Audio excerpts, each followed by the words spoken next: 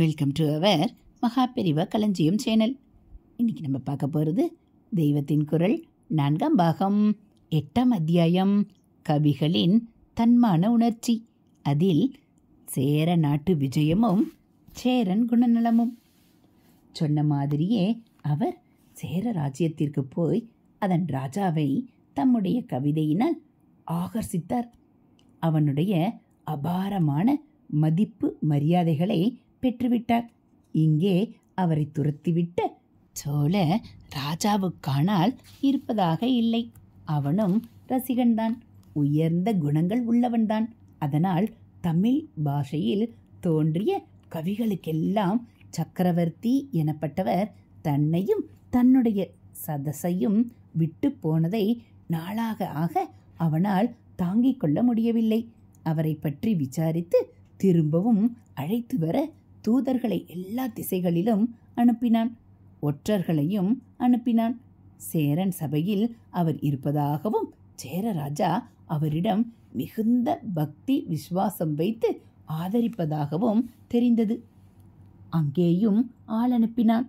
தான் அவரிடம் நடந்து கொண்டது தப்பு என்று வருத்தம் தெரிவித்து மறுபடியும் சோழநாட்டுக்கு திரும்பி ஆஸ்தானத்தை அலங்கரிக்க வேண்டுமென்று கேட்டுக்கொண்டு ஓலை அனுப்பினான். பழைய வாஞ்சை கம்பர் மனசையும் கவ்வியது. சேரராஜாவிடம் பிரியாவிடை பெற்றுக்கொண்டு சோழ தேசத்திற்கு புறப்பட்டார். பழைய கதையெல்லாம் சேரனுக்கு தெரியும். அதனால் நீங்கள் என்னை அடைப்பைக்காரனாக ஆக்கிக் கொண்டல்லவா திருப்பி வருவதாக சோழனிடம் சபதம் பண்ணி இருந்தீர்கள். இப்போது என்னை விட்டுவிட்டு புறப்படுகிறீர்களே.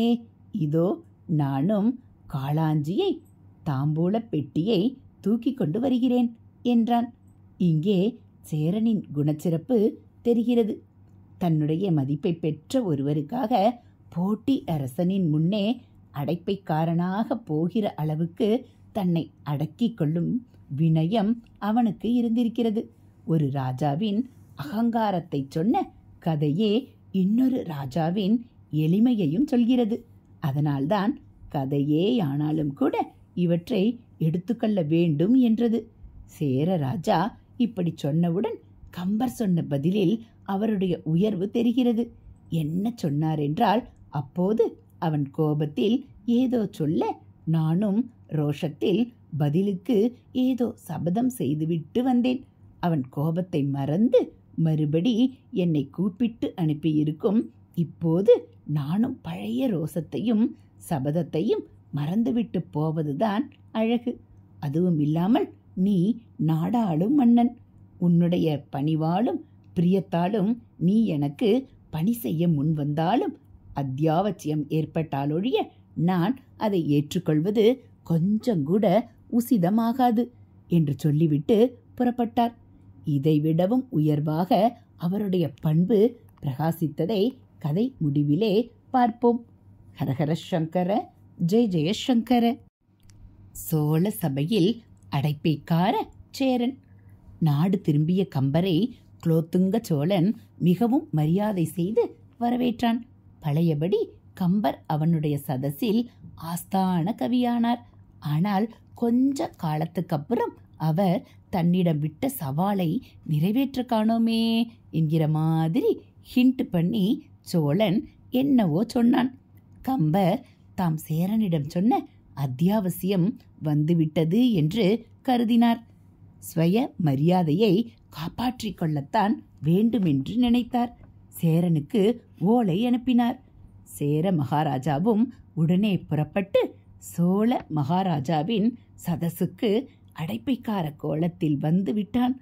அப்போது சோழனும் கம்பரும் சம்பாசித்துக் கொண்டிருந்தார்கள். அடைப்பைக்கார வேஷத்தில் சேரனை பார்த்ததும் கம்பருக்கு மனஸ் கேட்கவில்லை. ஆனாலும் சபதம் பண்ணி இருக்கிறோமே, சோழன் இன்னொரு தரமும் அதை நினைவுபடுத்தி குத்தி காட்டும்படி விடப்படாது என்று நினைத்தார். அதனால் வேஷ அடைப்பைக்காரனை லட்சியம் பண்ணி வரவேற்க கூட இல்லை. சோழனுக்கோ அத்தனை பணிவுடன் காளாஞ்சியும் கையுமாக நிற்கிறவன் சேர மகாராஜன் என்று கொஞ்சம் கூட ஊகிக்க முடியவில்லை. புதுசாக சேர தேசத்தில் கம்பர் வேலைக்கு போட்டுக்கொண்ட எவனோ ஒருத்தன் என்றே நினைத்து விட்டான். கம்பர் என்ன பண்ணினார் என்றால், சோழனோடு நடத்தி கொண்டிருந்த சம்பாசனைக்கு நடுவிலேயே அலட்சியமாக சேரன் பக்கம் கையை நீட்டினார். உடனே அவன் அடக்க ஒடுக்கமாக வெற்றிலை மடித்து அவரிடம் நீட்ட அதை அவனை திரும்பி கூட பார்க்காமல் வாங்கி 2 விரலுக்கு நடுவில் இடுக்கிக் கொண்டார். வாயில் போட்டு கொள்ளவில்லை. இப்படி சம்பாசனைக்கு நடுவிலேயே 2-3 தரம் தாம்பூல சுருளை வாங்கி கொண்டு அவற்றை விரல்களிலேயே இடுக்கிக் கொண்டார். அப்புறம் போகலாம் என்று அவர் சேரனுக்கு ஜாடை செய்தார். உடனே அவன் புறப்பட்டு விட்டான். வாசலுக்கு போய் அவன் குதிரையை தட்டிவிட அது காற்றாக பறந்து போய்விட்டது. அப்போதுதான் வந்தது சேரன் என்று சோழனுக்கு பளிச்சென்று புரிந்தது. அடையாளம் தெரிவிப்பதற்காக சேரனும் போகிற போக்கில் தன்னுடைய முத்திரை மோதிரம் ஒன்றை போட்டுவிட்டு போயிருந்தான். கம்பரே, என்ன இப்படி பண்ணிவிட்டீர்கள்? வந்திருந்தது சேர ராஜா என்று சொல்லாமலே இருந்து விட்டீர்களே. அஸ்வ சாரத்தியத்தில் ரொம்பவும் வல்லவனான அவனை இனிமேல் பிடிக்க முடியாதே என்றான் சோழன். ஹரஹர சங்கர, ஜெய ஜெயசங்கர. அடுத்து கம்பரின் உயர் பண்பு. அதற்கு கம்பர், அப்பா குலோத்துங்கா, சேரன் என்னுடைய அழைப்புக்காகத்தான் இங்கே வந்தானே ஒழிய உன்னுடைய அழைப்பு அவனுக்கு இல்லை. என்னுடைய மானத்தை காப்பாற்றுவதற்காக அவன் அழையா வீட்டுக்கு வந்தபோது அவனுடைய மானத்தை நான் காப்பாற்ற வேண்டுமல்லவா? அவன் சேரன் என்று தெரிந்தால் நீ அவனை எந்த தினசில் வரவேற்றிருப்பாயோ? எனக்காக வந்தவன் என் காரியத்தை முடித்து தந்துவிட்டு போக விட வேண்டுமென்றுதான் உனக்கு அவனை அறிமுகம் பண்ணாமலே விட்டேன் என்றார். மறுபடியும் கம்பரின் பண்பு தெரிகிறதல்லவா? அப்படியா? அது சரி. ஆனால் அவன் கொடுத்த வெற்றிலை சுருள்களை ஏன் வாயில் போட்டுக்கொள்ளாமல் விரலிலேயே இடுக்கிக் கொண்டிருக்கிறீர்கள் என்று குலோத்துங்கன் கேட்டான். அதற்கு கம்பர் சொன்ன பதிலில்தான் அவருடைய உயர்ந்த குணத்தின் உச்சியை பார்க்கிறோம். ஒரு ராஜாவாக இருக்கப்பட்டவன் இன்னொருத்தனுக்கு அடைப்பை தூக்குகிறேன் என்றால் அது அவனுடைய வினயத்தை காட்டுகிறது.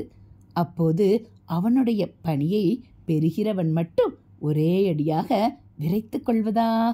இவனும் வினயத்தை தானே காட்ட வேண்டும். என்னவோ வேலை பொல்லாப்பு. ஆதியில் நீ ஒன்று சொல்ல நான் ஒன்று சொல்ல இப்படி சபதம் பண்ணி அப்புறம் என் சுய மரியாதைக்காக அதை நிறைவேற்றும்படி ஆயிற்று.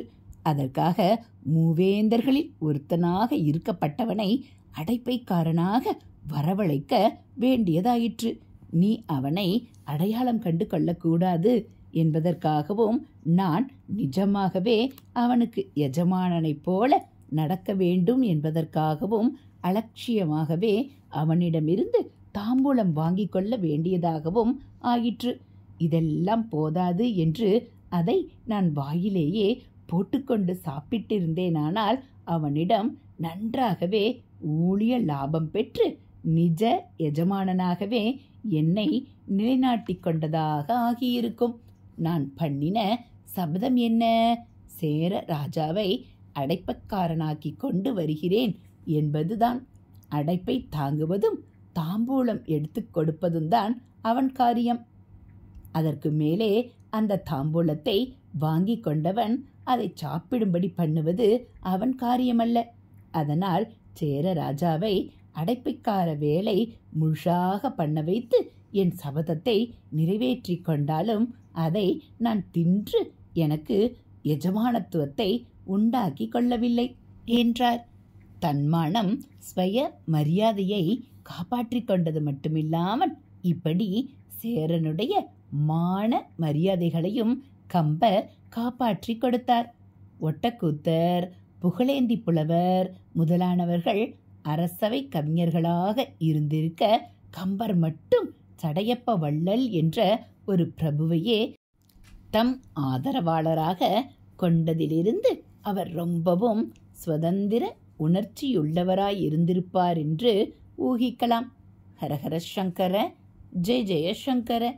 அடுத்து 2 குட்டிகள். கம்பன், காளிதாசன் போல ஜகத் பிரசித்தமான கவிகள் தானென்றில்லை. இன்னும் அநேக கவிஞர்களும் ராஜாவுக்கு கூட பயப்படாத தீரத்தோடு இருந்திருக்கிறார்கள். மகா கவிகள் 2 பேரை சொல்லிவிட்டேன்.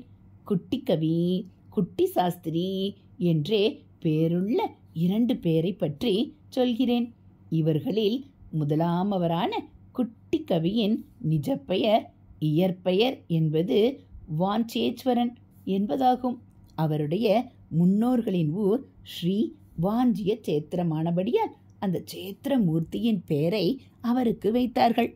குழந்தையிலேயே அவருக்கு கவிதா விலாசம் ஏற்பட்டுவிட்டதால் குட்டிக்கவி என்று பேர் ஏற்பட்டது. ஹரஹர சங்கர ஜெய ஜெயசங்கர, ஹரஹர சங்கர ஜெய ஜெயசங்கர. மகாபெரிவாச்சரணம். இதுபோல் தெய்வத்தின் குரல் பகுதிகளை நீங்கள் தினந்தோறும் கேட்கணும் அப்படின்னா மறக்காமல் நம்ம சேனலை சப்ஸ்கிரைப் பண்ணுங்கள். கூடவே பெல்லைக்கானை கிளிக் பண்ணி ஆள்கிற பட்டனையும் அழுத்திடுங்க.